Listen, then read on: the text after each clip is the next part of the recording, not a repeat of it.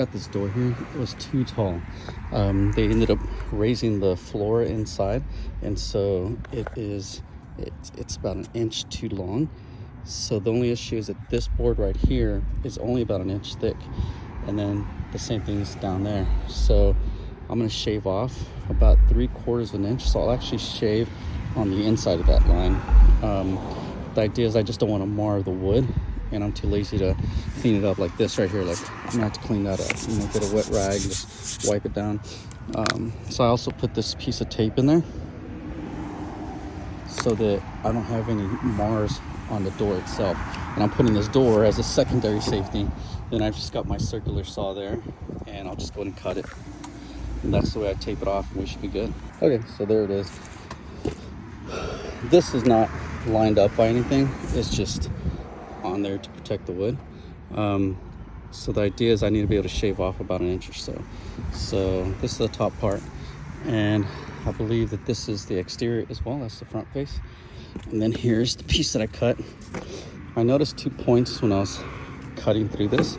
One right there, I guess, was the nail, and there must have been another nail in here somewhere that I ended up cutting. So anyways, it's there, it's cut. And now I need to cut the bottom same way. Okay, so I've got the same setup on this door.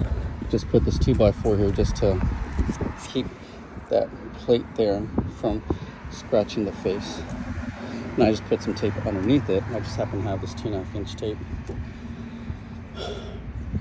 I use the smaller 1.25 inch tape, but it's very rare, and it's just cheaper to do this. I don't use it very often. I've had this roll 2 or 3 months, and I'll just use it on projects like this. And generally when I paint, I use a little piece of metal, like a trowel.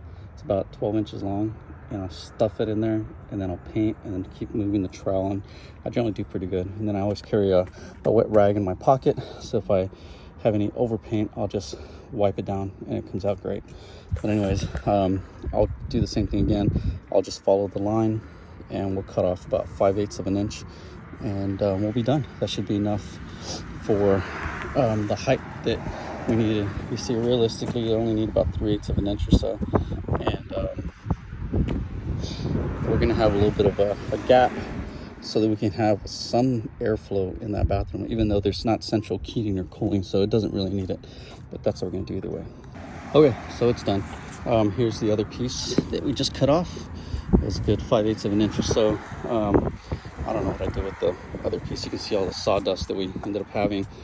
But again, I just basically made a line with that blue and cut it. This is just I didn't pull out any guides or anything to make it perfectly straight, perfectly vertical. This is just, gentleman asked me to do it, so I'm not charging anything to install these doors.